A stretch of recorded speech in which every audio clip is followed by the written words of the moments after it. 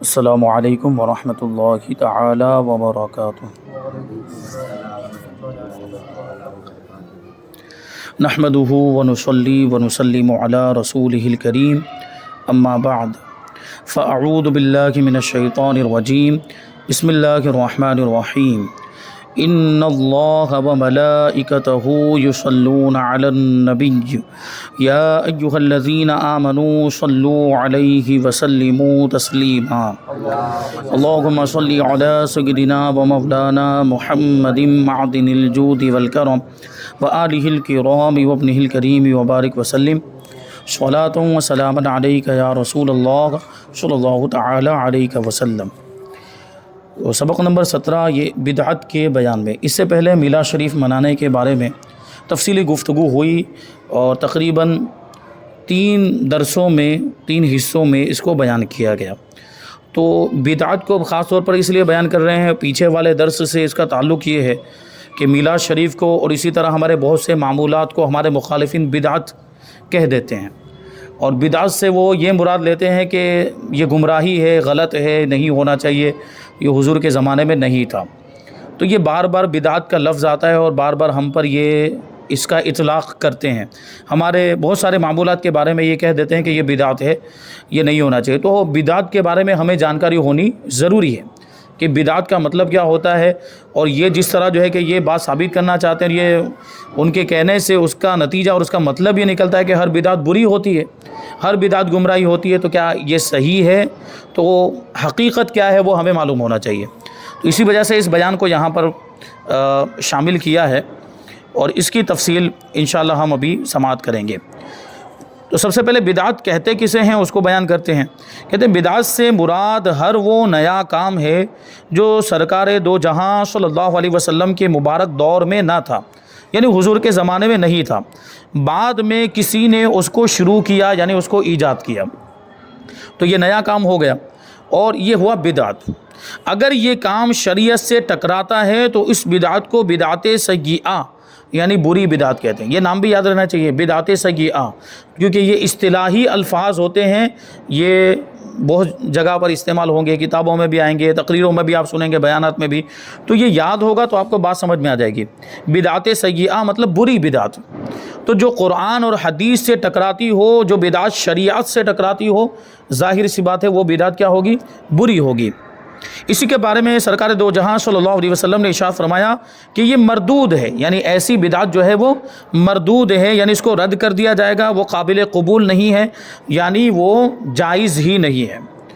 اور وہ نیا کام جو قرآن و سنت کے خلاف نہیں ہے، جو شریعت کے خلاف نہیں ہے، شریعت سے ٹکراتا نہیں، اس کو بدعت مباحہ یا حسنہ یعنی اچھی بدعت کہتے ہیں۔ کہ بدعت مباحہ کا مطلب یہ ہے کہ جائز، یعنی بہت ساری ایسی چیزیں ہیں جو ابھی ہو رہی ہیں، ہمارے زمانے میں بہت ساری ایسی چیزیں ہو رہی ہیں جو حضور پاک صلی اللہ علیہ وسلم کے زمانے میں نہیں تھی، لیکن ہر ایسی چیز کو ہم ناجائز نہیں کہہ سکتے۔ جیسے ابھی یہ موبائل کا استعمال ہی لے لیجئے، کہ موبائل کا استعمال، بلکہ موبائل خود یہ حضور پاک صلی اللہ علیہ وسلم کے زمانے میں نہیں تھا، اور اس طرح ٹیکنالوجی سے تعلق رکھنے والی اور بہت ساری چیزیں ہیں جو بعد میں ایجاد ہوئی، بہت سارے ڈیوائسز، بہت ساری مشینیں اور بہت سارے آلات، اور یہ جیسے ابھی مثال کے طور پر آپ ہاسپٹل کے اندر استعمال ہونے والے اوزار اور وہاں پہ استعمال ہونے والی مشینیں وغیرہ، یہ سب کیا حضور کے زمانے میں تھا؟ تو اگر ہر بدعت کو آپ برا کہتے تو پھر یہ ساری چیزیں بھی بری ہو جائیں گی۔ ان ساری چیزوں کا استعمال بھی ہمارے مخالفین کو بند کر دینا چاہیے، ہاسپٹل میں جانا ہی بند کر دینا چاہیے، علاج کروانا ہی بند کر دینا چاہیے، کیونکہ علاج کے بھی جو نئے طریقے ایجاد ہوئے یہ حضور کے زمانے میں نہیں تھے۔ یہ آپریشن، یہ جو کاٹ کے پھاڑ کے جو آپریشن کیا جاتا ہے، اندر سے کچھ بھی نکال دیا جاتا ہے اور پھر اس کو واپس جو ہے کہ جوڑ دیا جاتا ہے اندر سے، درست کرنے کے بعد ان کے اعتبار سے جو بھی وہ اندر آپریشن میں کرتے ہیں۔ تو یہ آپریشن کہاں ہوتا تھا حضور کے زمانے میں؟ اور بھی علاج کے بہت سارے طریقے، ابھی تو عجیب و غریب طریقے آ گئے، وہ پورا جسم کا خون نکال دیا جاتا ہے اور پھر دوسرا خون، کیا ڈائلیسس بولتے ہیں اس کو، پورا خون تبدیل کیا جاتا ہے۔ بتائیے کیا یہ آج سے مطلب ابھی حضور کے زمانے کی تو بات ہی دور، حضور کا تو بڑا دور کا زمانہ، 1450 سال پہلے کا، آج سے 20 سال پہلے بھی کیا ہم اس چیز کا تصور کر سکتے تھے کہ ایسا بھی کوئی علاج کا طریقہ ہوگا کہ پورا خون تبدیل کر دیا جائے، پورے جسم کا خون نکال کر دوسرا خون داخل کیا جائے؟ یہ ایسے نئے نئے طریقے جو حضور کے زمانے میں نہیں تھے، تو کیا یہ مخالفین اس کو بھی بدعت سیئہ کہیں گے؟ کیا اس کو بھی گمراہی کہیں گے؟ کیا ایسے کام کرنا یہ بھی چھوڑ دیں گے؟ اور اس سے پہلے بہت ساری مثالیں بیان کی گئی تھی کہ ان کے مدرسے اور مدرسوں کے اندر جو باقاعدہ تنخواہ کا نظام ہوتا ہے، باقاعدہ مدرسین کو رکھا جاتا ہے پڑھانے کے لیے، اور یہ کورس بنایا گیا ہے عالم کا کورس، اور حفظ کے لیے مدت مقرر کی گئی، جو کچھ بھی انہوں نے مطلب یہ کورس وغیرہ جو بھی رکھا ہے تو مدرسوں میں، جو اس کے لیے پھر وہ چندہ کرنے کے لیے نکلتے ہیں اور یہ سب ہوتا ہے۔ کیا یہ حضور کے زمانے میں ہوتا تھا؟ اس طرح کے مدرسے تھے، دارالعلوم تھے؟ کچھ بھی نہیں تھا۔ تو یہ سب بھی بدعت ہو جائے گا۔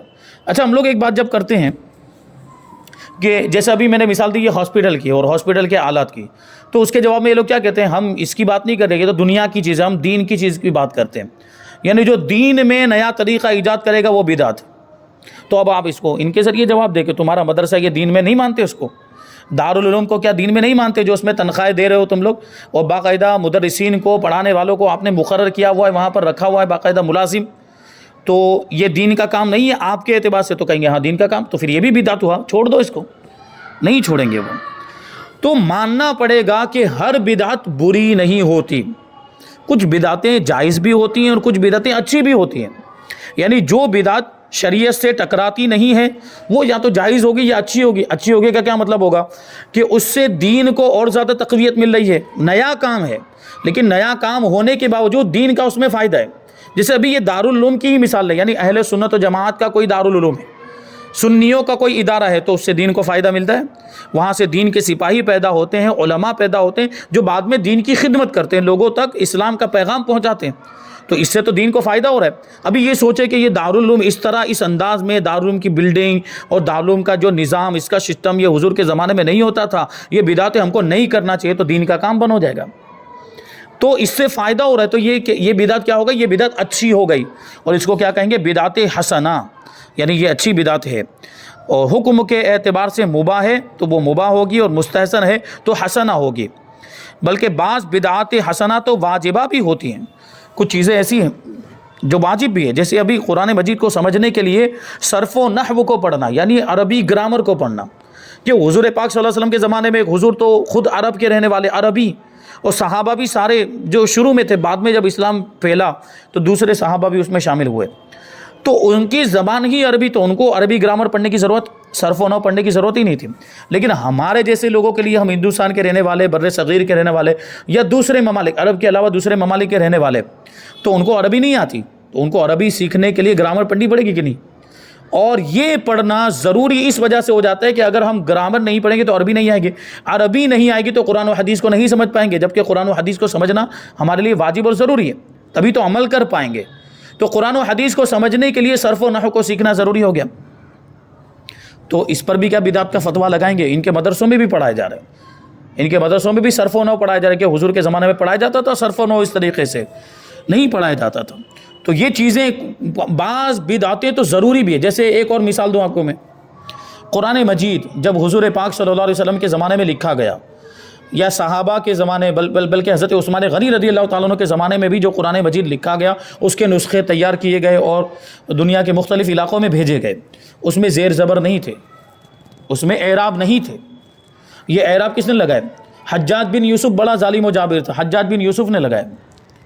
تو اور بعض روایتوں میں حضرت عمر ابن عبدالعزیز کی طرف بھی اس کو منسوب کیا گیا اعراب لگانے کا معاملہ۔ تو یہ جو اعراب لگے، اب سوچیں آپ کہ ہمارے لیے، ہندوستان کے رہنے والوں کے لیے، اور ہندوستان میں رہنے والے اگر علماء ہیں تو وہ پڑھ سکتے تھے، ہو سکتا ہے وہ اپنے اعتبار سے، کیونکہ انہوں نے گرامر پڑھی ہوگی تو وہ سمجھ جائیں گے یہاں زبر ہونا چاہیے یا زیر ہونا چاہیے، لیکن سب نے تو گرامر نہیں پڑھی ہے، سارے مسلمان تو گرامر نہیں پڑھی ہے، تو ان کے لیے وہ زبر زیر کتنے ضروری ہے؟ جیسے کہ ابھی ہم مدرسے میں پڑھ رہے ہیں، تو ہمارے لیے زبر زیر کتنا ضروری ہے کہ ہم اگر زبر زیر نہیں ہوگا تو ہم کیسے پڑھ پائیں گے کہ یہاں زبر پڑھنا ہے یا زیر پڑھنا ہے یا پیش پڑھنا ہے؟ تو لکھا ہوا ہونا چاہیے کہ نہیں؟ تو یہ کتنا ضروری ہو گیا، حالانکہ یہ حضور کے زمانے میں تھا ہی نہیں، بلکہ خلفائے راشدین کے زمانے میں بھی نہیں تھا، یہ حجاج بن یوسف کے زمانے میں ہوا۔ تو بدعتیں، ساری بدعتیں بری نہیں ہوتی، کچھ بدعتیں اچھی بھی ہوتی ہیں، بلکہ کچھ بدعت تو واجب کا بھی درجہ رکھتی ہیں۔ آگے سوال ہے کہ اچھی بدعت پر عمل کرنا کیسا ہے؟ جواب، اچھی بدعت کو بدعت حسنہ کہا جاتا ہے، اس پر عمل کرنا کبھی واجب اور کبھی مستحب ہوتا ہے۔ واجب کا مطلب ضروری ہے، اور مستحب مطلب کریں گے تو ثواب، نہ کریں گے تو کوئی گناہ نہیں، اور اچھا طریقہ جاری کرنے والا اجر و ثواب کا حقدار ہوتا ہے۔ جس نے وہ طریقہ ایجاد کیا ہوگا. جیسے مان لو کہ یہ جو ہم نے ابھی مثال صرف و نحو کی لی, تو صرف و نحو قرآن مجید کو سمجھنے کے لیے جس نے اس کو ایجاد کیا ہوگا, اب لوگ پڑھتے جا رہے ہیں اور اس کے ذریعے فائدہ اٹھاتے جا رہے ہیں, قرآن و حدیث کو اس کے ذریعے سمجھ رہے ہیں, تو جس نے ایجاد کیا اس کو ثواب ملے گا, جس نے وہ طریقہ رائج کیا ہے اس کو ثواب ملے گا. اور پھر یہ کہ ان کو عمل کرنے والوں کو بھی ثواب تو ملتا ہی رہے گا, کیونکہ سیکھ رہے ہیں اچھی نیت کے ساتھ. صرف و نحو یعنی عربی گرامر سیکھ رہے ہیں اچھی نیت کے ساتھ کہ ہم قرآن کو سمجھیں گے, ہم حدیث کو سمجھیں گے, تو ان کو اپنی نیت کا ثواب مل رہا ہے, اور جس نے ایجاد کیا اس کو بھی اس کا ثواب مل رہا ہے. تو وہی کہہ رہے ہیں کہ جس نے اچھا طریقہ جاری کیا ہے وہ اجر و ثواب کا حقدار ہے. جیسا کہ حدیث مبارکہ میں ہے, جو کوئی اسلام میں اچھا طریقہ جاری کرے اس کو اس کا ثواب ملے گا, یعنی جاری کرنے کا, ایجاد کرنے کا ثواب ملے گا, اور اس کا بھی ثواب ملے گا جو اس پر عمل کریں گے, یعنی بعد میں عمل کرنے والوں کے برابر بھی وہ ایجاد کرنے والے کو ثواب ملتا رہے گا, اور ان کے ثواب میں کچھ کمی بھی نہ ہوگی, یعنی عمل کرنے والوں کے ثواب میں کچھ کمی بھی نہیں. یعنی ایسا نہیں ہے کہ ان کے ثواب میں سے تھوڑا لے کر وہ ایجاد کرنے والے کو دے دیا جائے. اللہ کے خزانوں میں تو کسی چیز کی کمی نہیں ہے. اللہ تبارک و تعالیٰ عمل کرنے والوں کو بھی ثواب عطا فرمائے گا اور ایجاد کرنے والے کو بھی ثواب عطا فرمائے گا. اور آگے فرماتے ہیں کہ جو شخص اسلام میں برا طریقہ جاری کرے تو اس پر اس کا گناہ ہوگا, یعنی برا طریقہ ایجاد کرنے کا گناہ ہوگا, اور ان کا بھی جو اس پر عمل کریں اور ان کے گناہ میں کچھ کمی بھی نہیں کی جائے گی. یعنی اب یہ بالکل اس کا برعکس, اچھا طریقہ ایجاد کرے تو جیسے ثواب ہے, جو برا طریقہ ایجاد کریں گے, برا طریقہ جاری کریں گے تو اس کا گناہ بھی ہے, اور پھر گناہ بھی اسی طریقے سے, اسی انداز میں کہ بعد میں جو اس طریقے پر عمل کریں گے تو اس عمل کا گناہ اس ایجاد کرنے والے پر بھی ہوتا ہے. جیسے ابھی یہ عرس کے اندر خرافات ہوتی ہے, ڈھول تاشے, تو جس نے ایجاد کیا ہوگا, جس نے پہلی مرتبہ یہ ڈھول تاشے پیٹے ہوں گے تو یہ بعد میں ان کو گناہ تو مل رہا ہے, یہ جو ابھی ڈھول بجا رہے ہیں اور ابھی جو معاملات ہو رہے ہیں تو ان کو تو گناہ ملے گا, ساتھ ہی ساتھ جس نے پہلی مرتبہ بجایا ہوگا, جس نے پہلی مرتبہ یہ طریقہ ایجاد کیا ہوگا, اس کے کھاتے میں ان سب کے برابر گناہ لکھا جاتا رہے گا. یہ ایسے خرافات جو ہمارے یہاں پہ ہو رہے ہیں, تو اس کو تو ہم بھی بدعت کہیں گے. یہ چیزیں جو ہو رہی ہیں اس کو تو ہم بھی بدعت کہیں گے, لیکن جو چیز قرآن و حدیث سے ٹکراتی نہیں وہ جائز ہے, اور بعض چیزیں اس میں مباح ہیں, بعض چیزیں اس میں واجب تک کا درجہ رکھتی ہیں. ہاں واقعی کچھ چیزیں جو قرآن و حدیث سے ٹکراتی ہیں, جیسے ابھی میں نے بات کہی, یہ ڈھول تاشے جو عرس وغیرہ میں پیٹے جاتے ہیں, اور بعض اوقات ناچ گانا ہوتا ہے, تو علماء اس کی مخالفت کرتے ہیں, اور علماء اس کے خلاف ہیں, اس کی مذمت کرتے ہیں, اور آپ نے الحمدللہ دیکھا بھی ہوگا اس مرتبہ عرس کے موقع پر. تو بہرحال تو یہ سب چیزیں ہیں, یہ اگر ان کو بدعت کہیں تو یہ صحیح ہوگا. یہ سب چیزیں واقعی بدعت ہیں جو خرافات ہو رہے ہیں. اب آگے سوال ہے کہ اچھی بدعت یعنی بدعت حسنہ پر کوئی واقعہ بھی ارشاد فرما دیں. جواب وہی جو اس سے پہلے بھی آ چکا ہے, حضرت فاروق اعظم رضی اللہ تعالیٰ عنہ کا واقعہ. کہتے ہیں کہ حضرت سیدنا عمر فاروق رضی اللہ تعالیٰ عنہ کے زمانے تک مسلمان تنہا اکیلے نماز تراویح پڑھا کرتے تھے, یعنی جماعت کے ساتھ نہیں پڑھتے تھے, الگ الگ اپنے اپنے اعتبار سے پڑھ لیتے تھے. حضرت عمر فاروق رضی اللہ تعالیٰ عنہ مسجد کے پاس سے گزرے اور ان کو تنہا تراویح پڑھتے دیکھا تو سب کو ایک جگہ جمع کیا اور تراویح کی جماعت شروع کروائی. اور ایک روایت میں یہ کہ حضرت فاروق اعظم گزر رہے تھے, بعض صحابہ کرام جماعت کے ساتھ پڑھ رہے تھے, تو فاروق اعظم رضی اللہ تعالیٰ عنہ نے صحابہ کرام کو تراویح کی نماز جماعت کے ساتھ پڑھتے ہوئے دیکھا تو اس وقت ارشاد فرمایا تھا کہ نعمت البدعۃ ھذہ, کہ یہ کتنی اچھی بدعت ہے, کیونکہ حضور نے بھی کبھی تراویح جماعت کے ساتھ نہیں پڑھی. تراویح کی نماز حضور نے بھی جماعت کے ساتھ نہیں پڑھی, بلکہ حضرت ابوبکر صدیق کے زمانے میں بھی, ان کے بھی دور خلافت میں تراویح جماعت کے ساتھ نہیں پڑھی جاتی تھی. یہ فاروق اعظم کے دور میں یہ طریقہ ایجاد ہوا. اب بتاؤ یہ اچھا طریقہ ہے یا برا طریقہ؟ تراویح کی نماز جماعت کے ساتھ پڑھنا سنت موقدہ جماعت کے ساتھ پڑھی جا سکتی ہے, اس میں اعلان بھی کیا جا سکتا ہے, سب کو بلایا بھی جا سکتا ہے. تو یہ بتاؤ یہ اچھا ہوا, کیونکہ اب لوگ پابندی کے ساتھ اس میں حاضر ہوں گے اور پڑھیں گے, اور ہوتا بھی الحمدللہ رمضان کے مہینے میں. تو حضرت ابی بن کعب رضی اللہ تعالیٰ عنہ کو ان کا امام مقرر کیا, اور پھر یہ الفاظ ارشاد فرمائے نعمت البدعۃ ھذہ, یعنی فاروق اعظم نے فرمایا کہ یہ کیا ہی اچھی بدعت ہے. تو ہر بدعت اگر بری ہوتی تو فاروق اعظم اس بدعت کو اچھا کیوں کہتے؟ تو اسی سے ثابت ہوا کہ بدعت اچھی بھی ہوتی ہے, بدعت بری بھی ہوتی ہے, اور اس کا پیمانہ ہمیں عطا فرما دیا گیا. علماء نے ہمیں جو ہے کہ یہ اس کو جاننے کی, اس کو جانچنے کی کسوٹی عطا فرما دی کہ جو بھی بدعت, جو بھی نیا کام قرآن و حدیث سے ٹکراتا ہو, شریعت سے ٹکراتا ہو, پھر وہ بدعت سیئہ آئے, اور جو نیا کام قرآن و حدیث سے ٹکراتا نہ ہو یا شریعت سے نہ ٹکراتا ہو تو اس کو ہم بدعت سیئہ نہیں کہہ سکتے. وہ یا تو جائز ہوگی یا اچھی ہوگی یا واجب ہوگی. اسی کو بتاتے ہیں کتنی بدعت کی کتنی قسمیں ہیں. بدعت کی 3 قسمیں ہیں: بدعت حسنہ، بدعت سیئہ اور بدعت مباحہ. اب سب کا الگ الگ مطلب بیان کریں گے. سب سے پہلے بدعت حسنہ. بدعت حسنہ وہ بدعت ہے جو قرآن و حدیث کے اصول و قواعد کے مطابق ہو اور شریعت کی نگاہ میں اس پر عمل کرنا ضروری ہو یا بہتر ہو. اس کی اب 2 قسمیں ہیں. بدعت حسنہ کی 2 قسمیں نکلے گی. اچھی بدعت جو قرآن و حدیث سے ٹکراتی نہیں ہے اور اس پر عمل کرنا یہ شریعت کی نگاہ میں اچھا ہے. تو پہلی بدعت بدعت واجبہ. بدعت حسنہ کی پہلی قسم ہے بدعت واجبہ. دیکھیں سب سے پہلے بدعت کی 3 قسمیں نکالی: بدعت حسنہ، بدعت سیئہ اور بدعت مباحہ. اب بدعت حسنہ کی 2 قسمیں بتا رہے ہیں. پہلی قسم ہے بدعت واجبہ، جیسے قرآن و حدیث سمجھنے کے لیے علم نحو کا سیکھنا، جو کب سے میں آپ کو بتا رہا ہوں ابھی. علم نحو یہ عربی گرامر کا ایک حصہ ہے اور دوسرا حصہ جس کو علم صرف کہا جاتا ہے، اسی کو دونوں کو ملا کر صرف و نحو کہہ دیا جاتا ہے.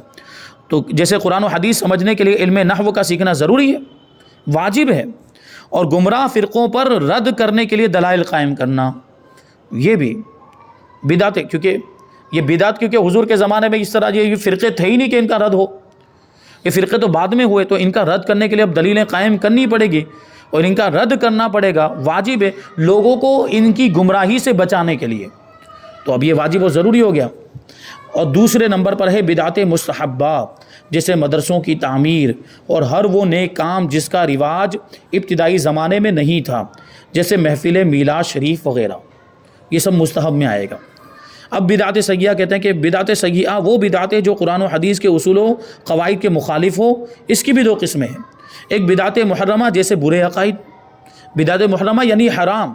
بری بدعت میں سب سے بری بدعت کوئی ہے تو وہ بدعت محرمہ ہے، یعنی پھر وہ حرام کا درجہ رکھتی ہے.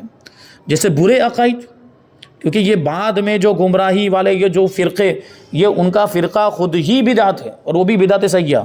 کہ ان سے پوچھو کہ تم وہابی کہلاتے ہو تو کیا یہ وہابی فرقہ حضور کے زمانے میں تھا؟ کیونکہ یہ اپنے آپ کو منسوب کرتے ہیں ابن عبد الوہاب کی طرف، ٹھیک ہے، اور ابن عبد الوہاب کی طرف منسوب کر کے یہ فرقہ جو ہے وہ وہابی کے نام سے مشہور ہو گیا. تو کیا یہ وہابی فرقہ حضور کے زمانے میں تھا؟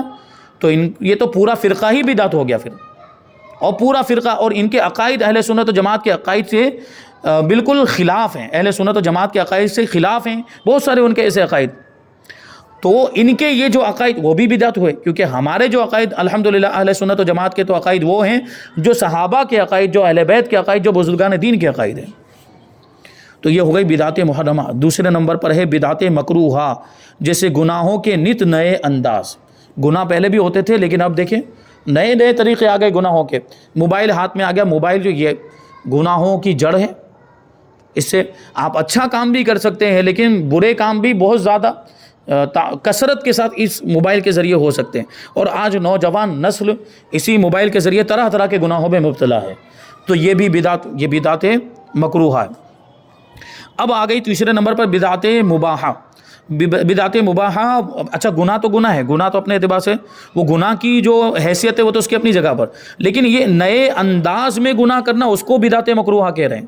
یعنی کوئی یہ نہ کہے کہ گناہ کو یعنی وہ حرام گناہ کو بھی مکروہ میں ڈال دیا، یہ مطلب نہیں ہے اس کا. جو گناہ حرام ہے وہ تو حرام ہی رہے گا.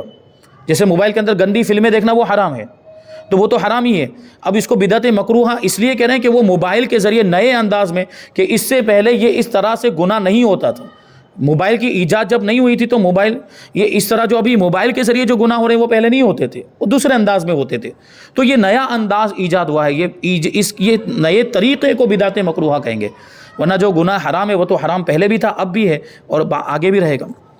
بدعت مباحہ وہ بدعت ہے جو حضور صلی اللہ علیہ وسلم کے ظاہری زمانے میں نہ ہو اور حکم شریعت کے خلاف نہ ہو اور کرنے والا ثواب کا حقدار بھی نہ ہو، جیسے عمدہ کھانے وغیرہ. کیونکہ مباح کا مطلب یہ ہوتا ہے کہ جس کا کرنا اور نہ کرنا دونوں برابر. مباح کا مطلب وہ ہوتا ہے کہ کرنا اور نہ کرنا دونوں برابر، یعنی کرنے میں کوئی ثواب بھی نہیں اور نہ کرنے میں کوئی گناہ بھی نہیں، دونوں برابر. تو عمدہ قسم کے کھانے، حضور پاک صلی اللہ علیہ وسلم تو سادہ غذائیں کھاتے تھے، اور یہ ابھی جو اتنی زیادہ ویرائٹیز آ گئی ابھی جو کھانے کے اندر یہ وغیرہ اتنی ساری وہ ڈشز بنتی ہے، تو اگر وہ جائز اور حلال طریقے پر کھا رہا ہے آدمی، اس میں کوئی ایسی حرام چیز نہیں ملی ہوئی ہے اور حلال روزی سے کھا رہا ہے تو اس کی اجازت ہے، کھا سکتے ہیں. تو یہ ہوگا بدعت مباحہ۔ آگے سوال ہے کہ کچھ ایسے معاملات کی مثالیں بھی بیان فرما دے جو عہد رسالت میں نہ تھیں اور مسلمانوں نے بعد میں ایجاد کی اور اس کو اچھا بھی سمجھتے ہیں۔ وہ اس کی چند مثالیں ملاحظہ فرمائیں۔ پہلی مثال وہی حضرت عمر رضی اللہ تعالیٰ عنہ نے تراویح کی جماعت شروع کروائی، لیکن حضور صلی اللہ علیہ وسلم اور حضرت ابوبکر رضی اللہ تعالیٰ عنہ کے مبارک زمانے میں ایسا نہیں ہوتا تھا۔